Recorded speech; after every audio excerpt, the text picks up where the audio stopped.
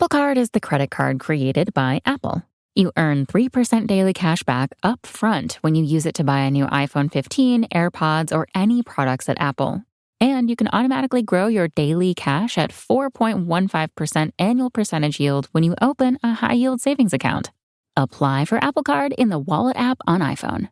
Apple Card subject to credit approval. Savings is available to Apple Card owners subject to eligibility. Savings accounts by Goldman Sachs Bank USA, member FDIC. Terms apply.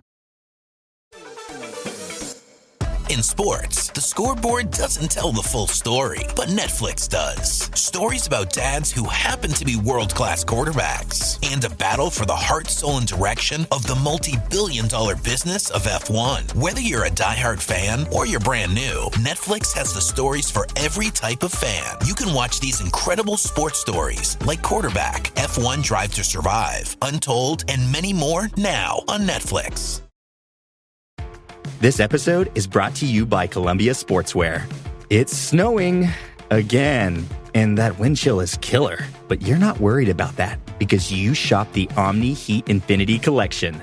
It's warmth perfected with tiny gold dots that reflect your body heat inside and protect you from the cold outside. No snow or chilly temps can stop you now. Go out anyway. Shop the Omni Heat Infinity Collection now at Columbia.com/infinity.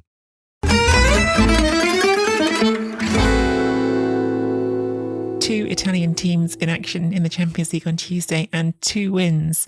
It's not a remarkable thing to say, but I do feel that perhaps before last season, it felt like less of a common occurrence. I think after last season, we're all feeling a bit spoiled in the Champions League. We've seen, obviously, Inter go to the final, but also Milan go and play them in a semi-final, and Napoli reach the quarter-final as well.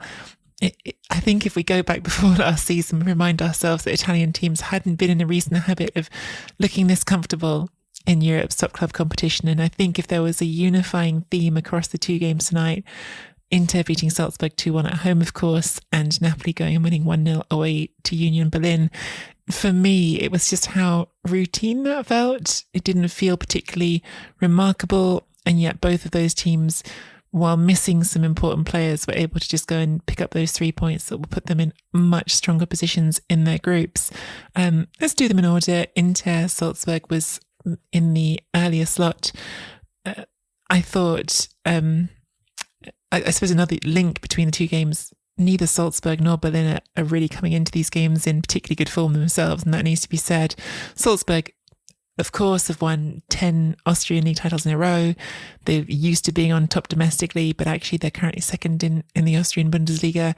They have been losing games recently, but they started this game with a certain amount of zip. It felt like they'd come to San Siro and wanted to prove a point, wanted to go after Inter, and yet just completely had the wind taken out of their sails by Inter, scoring from what felt like their first real chance, and perhaps a little bit of luck with the ball running through to Alexis Sanchez, but it just felt like a very Alexis Sanchez involvement, didn't it? It's only his second start of the season. I thought that's interesting in itself. Perhaps could have been one of those situations where if Inter hadn't won, if this had backfired, you might have been accusing Simone Inzaghi of some complacency, because quite a few changes to the first 11 for this game. Well, I suppose not a huge number, but certainly some important ones, with Alexis Sanchez coming in for Thuram, with Carlos Augusto starting at left wing back, with Fratesi coming into the team. It certainly was a willingness to chop and change things for this game from Inzaghi. But despite that, I really felt like Inter were always destined to win it. And I appreciate how that might sound, because obviously in the second half, so Inter do go 1-0 up in the 19th minute when Sanchez takes that chance. They rolled fairly comfortably to half time. And then in the second half, Oscar Glauch does get Salzburg back level briefly, but only for 7 minutes before Inter get the penalty and win the game. I don't know if it's just me. Perhaps this is all the story in my head, but I felt like even at 1-1, I just had a certain level of confidence that Inter was still going to go on and win the game. I don't know if it was just the fact that at that point you still had Lautaro on the pitch. You still had the option of bringing Thuram off the bench, which in fact he did come on shortly afterwards. you did still have this array of talent on the pitch that made me think, even at 1-1, I think they'll score again. I think I'd seen enough from them to believe that they were going to push on and win it. And if anything, I felt like at 1-0, perhaps it was a little bit too comfortable, and Inter just got into this mindset of thinking they didn't have to push on anymore. Whereas knowing that equaliser had gone in, I thought it's going to spark them to life. There's too much on the pitch for them not to. And as it went, they almost could have had a third goal. Lautaro goal disallowed for a very narrow offside. I don't know. It just really felt to me like Inter were, I think it was expressed by Esteban Cambiaso in the studio afterwards as well. It didn't feel like a big deal for Inter to be playing in the Champions League and winning a game. And it shouldn't be. Of course it shouldn't be. Inter are a club of stature who played in the Champions League final last season and should be expecting to win these games at home. But I think that's kind of what I was getting at in my intro. It feels to me not ancient history that Italian teams winning in the Champions League always felt like this moment of big celebration. And this one, of course, it's celebrated, but it just was more like, okay, job done, on we go, 7 points, joint top of the group. And it feels like that's where Inter are at the moment.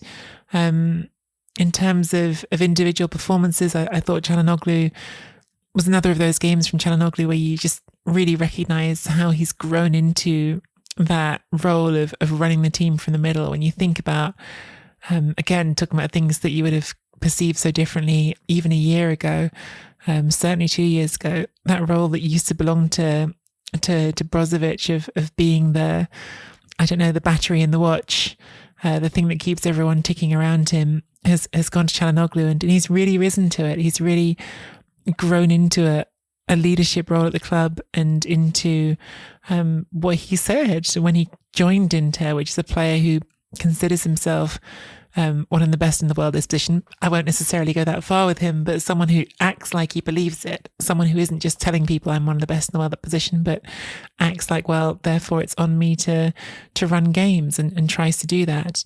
I think Fratesi had a really nice game and spoke very sort of humbly afterwards about, it's not about me, it's about the team. We've got 18 players and it doesn't matter if I'm always starting. So he's clearly got his mindset right for a situation where he isn't going to be starting every game. Came into this one, had the assist, played a really nice game. And then Sanchez, who as ever, the lion waiting to be unleashed. I think this is exactly what you want from Sanchez this season. He's not going to be a starter. He's not going to displace Lautaro or Marcus Thuram from the side. But there are games when you'll want him to start. And what you want to see from him at, 34 years old now, you just want to believe that he's still got this sharpness when he is on the pitch, that ability he's always had to make that run into the box and get on the end of the ball and finish effectively. He's never been a complete player in my eyes, Sanchez. I think even back to when I was watching him at Arsenal, I've always felt like there's parts of the game that he's missing, but he has that ruthlessness and directness and sort of muscularity, despite not being tall, that can carry and that can win games, and so really encouraging for Inter to have him get that first goal since he's come back and know that he can still be impactful in that way for them. So just all really encouraging from Inter in what felt like quite a low-key way to me, against a team who, yes, are not playing at their best at the moment. They've been better than this, certainly domestically, but who certainly had the potential to throw a spanner in the works in this group, who won their opening game and who have scored goals in this group. So an important win. And now Inter, of course, go back to Salzburg for the away leg and the away game is not a leg, is it? Because it's in a group. And if they can avoid defeat there, they're going to be in a very strong position in this group, because right now they and Sociedad are on 7 points, Salzburg on 3 and Benfica on 0. So anything except for a defeat in that next game away to Salzburg is really going to put Inter in a very strong position to qualify. And I think if I'm going to say everything I just did about it being something more routine and confident, they should be aiming to try and win that game and look at winning the group, not just qualifying from it, because it will make a difference for the draw for the next round. So I think that's the next step Inter need to look at. For Napoli, obviously winning the group is going to be harder because you've got Real Madrid in there, and they did win away to Braga. They've got the perfect record in the group. But Napoli did what they needed to do away to Union Berlin as well. Different game. Really interesting game because, I say interesting, it wasn't a thriller minute to watch, but a game in which there are interesting things to take from it, I think. Because Napoli, in one sense, were very much their usual selves. They had a lot of the ball. Almost 2/3 of the ball in the first half. I think it was a little bit less in the second half. But they also, on the flip side of that, really didn't create a lot of chances. Union Berlin, I was saying Salzburg coming into their game not at their best form, but Union Berlin came into their game on the back of 8 consecutive defeats. So they really have been in a hole recently. And perhaps if they hadn't been in that hole, we might have seen a different outcome to this game, because despite Napoli having all the ball, it did feel like Berlin were the only ones creating chances.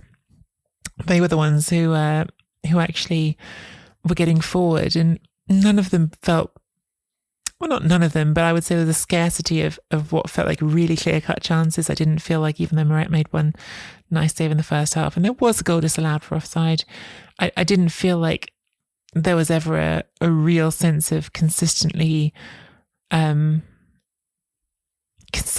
piercing the defence in the right way for Berlin. It felt like they were sort of creating half chances and doing what they could with them. But a more confident team might have been more ruthless, and Napoli were perhaps at times, despite having that much of the ball, still allowing Berlin to get Union Berlin to get running at them on the counter. It was a really good atmosphere as well, really sort of busy, noisy crowd at the Olympiastadion, and I'm sure that has some impact as well. But then Napoli just scored with their first shot on target, and really just showed a ruthlessness that sometimes is what you want in the Champions League. Sometimes is the most important thing. It felt like they didn't overexert themselves. They didn't have to take too much out of the tank before a big game coming up at the weekend against Milan. They just kept the ball and waited for their moment, and yeah, they got some luck because Kvaratskhelia sort of loses the ball first time around, but it comes back to him, and then second time around he plays a really smart ball. Well, it gets down to the byline and plays a really smart ball back to Raspadori, and Raspadori takes it well, which of course that's number one most encouraging thing for Napoli, is just Osimhen isn't there. So seeing Raspadori starting these games, we talked about it on the main podcast, and him playing well and doing well for them at the weekend away to Verona, but he didn't score in that game, and so just having him score is of course an extra little yes, get that element of it, knowing that you're not going to be missing Osimhen for a while. Seeing Raspadori putting the ball in the net is another lift for them as well. But yes, it just, nothing special about this performance, nothing brilliant about it. In terms of team and formation, they didn't make as many sort of deliberate changes as Inter perhaps, but they were weakened by the Osimhen absence. Interesting choices from Garcia to go with Rahmani and Natan at the back and not Ostergaard. I think, to me, that is a stronger defensive pairing. But overall, yeah, it was just Napoli did what they were supposed to do. Yeah, interesting position they have now in the group. They're second on 6 points behind Real Madrid on 9. Braga have got 3, but of course Napoli have already gone away to Braga and won there, so they are in a really strong position now. They're going to come back home against Union Berlin. If they can win that game, they're going to be in a very, very strong spot to qualify. But first place might be beyond them, with Real Madrid being where they are. So yeah, I don't know. I feel like I've rambled on a bit about 2 games that weren't the most remarkable, but 2 good wins for Italian teams. And like I say, I think the standout thing about them is really just that they felt routine, and maybe that's an encouraging sign for Italian football, that 2 of Italy's leading clubs can go into the Champions League and make these wins not feel like a big drama, even without playing perfectly, either of them. I did also think I'd throw in there the little added Italian twist on this, of course, is Bonucci at Union Berlin, seemingly asking for a conversation with the manager, a conversation with Urs Fischer after being left out of this game.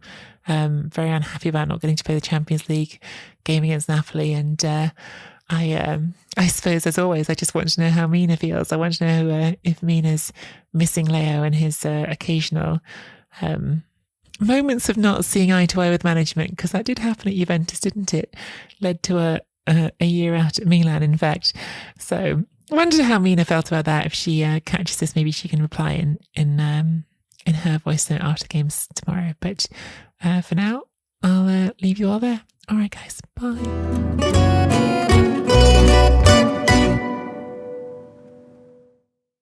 Sports Social Podcast Network. Looking for a fun way to win up to 25 times your money this basketball season? Test your skills on Prize Picks, the most exciting way to play daily fantasy sports. Just select 2 or more players, pick more or less on their projection for a wide variety of stats, and place your entry.